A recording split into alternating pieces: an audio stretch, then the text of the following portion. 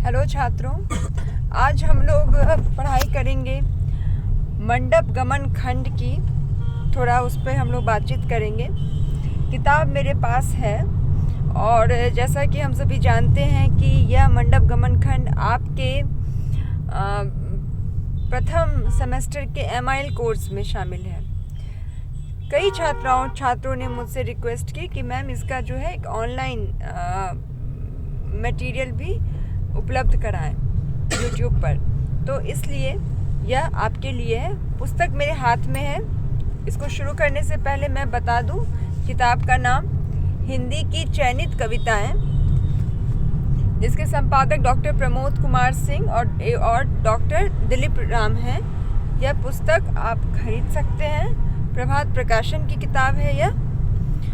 और यदि आपको नहीं मिलती है तो आप यह मुझसे PDF के माध्यम से ले सकते हैं। मैं टेलीग्राम लिंक साझा करूंगी और उस पर इसका PDF होगा, आप उसे पढ़ सकते हैं। तो चलिए हम शुरू करते हैं। वीडियो शुरू करने से पहले छात्रों एक और बात कि यह वीडियो जो है वह 8 से 9 मिनट का होगा, ताकि यह YouTube क्लास जो है वह बोझिल ना हो। 8 से 10 मिनट की कक्षा में जितनी भी पंक्तियाँ मैं समझा सकूँ वो समझाऊंगी, और उसके बाद अगली जो कक्षा होगी आपकी YouTube पर ही, उसमें मैं आपको आगे की अगली पंक्तियों की व्याख्या करूँगी। तो चलिए ध्यान से इसको सुनिए। मंडप गमन खंड मलिक मोहम्मद जायसी का मैं पढ़ रही हूँ इसको, और आप ध्यान से सुनिएगा और इसको चाहे तो नोट डाउन भी कर सकते हैं। राजा बाउर बिरह वियोगी, चला सहस 30 संग जोगी। राजा बाउर बिरह वियोगी का अर्थ है कि विरह में बावला होकर राजा वियोगी बन गया। बाउर मतलब बावला, और बिरह का मतलब विरह, वियोगी का मतलब वियोगी होना। चला सहस 30 संग जोगी, ठीक है। उसके साथ इस पंक्ति का क्या अर्थ हुआ कि चला सहस 30 संग जोगी, इसका अर्थ है कि उसके साथ 20 सहस्र मतलब कि 20,000 सहस 20,000 शिष्य योगी के वेश में चले। पद्मावती के दर्शन आशा, दंडवत कीन मंडप चहुपासा।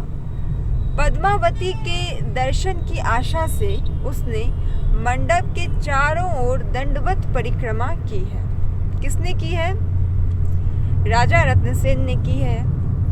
पद्मावती के रूप की चर्चा उसने सुनी थी और उससे मिलने के लिए वह पद्मावती के पास पहुंचा है, और इसी आशा में, पद्मावती के दर्शन की आशा में उसने दंडवत परिक्रमा की है मंडप के चारों ओर। पुरुष बार होई कै सिर नावा, नावत शीस देव पह आवा। पुरुष बार होई कै सिर नावा, इसका अर्थ देखिए।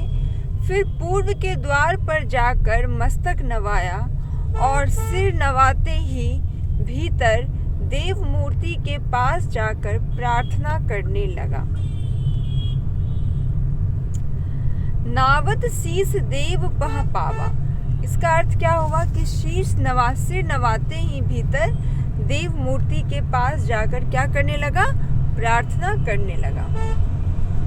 नमो नमो नारायण देवा, हे देव हे नारायण, तुम्हें प्रणाम है, तुम्हें प्रणाम है।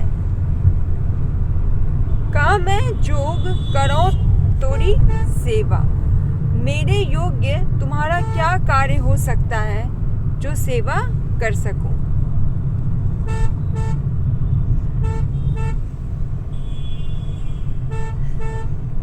तू दयाल सबके उपराही, सेवा केरी आस तो ही नाही। हे दयालु, तुम सबके ऊपर हो। तू दयाल सबके उपराही मतलब हे दयालु, हे दयाल का अर्थ क्या हुआ? दयालु। हे दयालु, तुम सबके ऊपर हो, तुम्हें किसी से सेवा की चाहना नहीं है, सेवा केरी आस तो ही नहीं, मतलब कि आशा, मतलब कि तुम्हें किसी से सेवा की आशा नहीं है, तुम दीन दयालु हो, सबसे ऊपर हो। ना मोही गुण जीव रस बाता, तू दयाल गुण निर्गुण दाता। अब यहाँ जो है कहा जा रहा है कि मुझ में मतलब कि राजा रतन सेन बोल रहे हैं कि मुझ में ना कोई गुण है, ना जिह्वा में प्रेम की बात है, पर हे दयालु तू गुणी और निर्गुण सबका दाता है। हे दयालु तू क्या है, तू गुणी और निर्गुण सबका दाता है।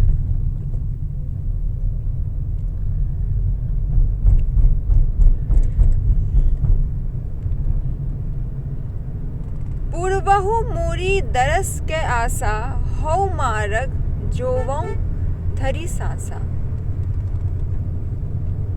इसका क्या अर्थ है? मुझ सेवक की आस पूरी करो। पूर्वहु का अर्थ क्या हुआ छात्रों? पूरी करो। मुझ सेवक की आस पूरी करो, मैं हर सांस में उसी का मार्ग जोह रहा हूँ। ठीक है। हौ मार्ग जोवं थरी सांसा, मतलब कि मैं हर सांस में उसी का मार्ग जोह रहा हूँ। किसका मार्ग जोह रहा हूँ? जो राजा रतन सेन है वो पद्मावती का मार्ग जोह रहा है। और वह किससे प्रार्थना कर रहा है? वह प्रार्थना कर रहा है भगवान नारायण से कि वह उसकी प्रार्थना सुन ले। ठीक है, आगे देखो। तेहि विधि विनय न जानो, जेहि विधि अस्तुति तोरी, करहु सुदिष्टि मोहि पर, हिंसा पूजय मोरी। तेहि विधि विनय न जानो।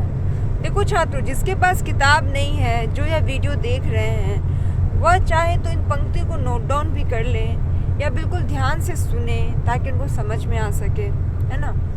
ये कह रहे हैं कि तेहि विधि विनय न जानो, जेहि विधि अस्तुति तोरी। इस पंक्ति का अर्थ है कि जिस प्रकार तुम्हारी स्तुति की जाती है उस प्रकार विनती करना मुझे नहीं आता। रतन सेन कह रहे हैं कि हे भगवान, जिस प्रकार लोग तुम्हारी स्तुति करते हैं और तुम्हारी स्तुति की जाती है और उससे वो अपनी मनोकामनाओं को सिद्ध करते हैं, वो मुझे करना नहीं आता है। करहु सुदिष्टि मोहि पर, हिंसा पूजय मोरी।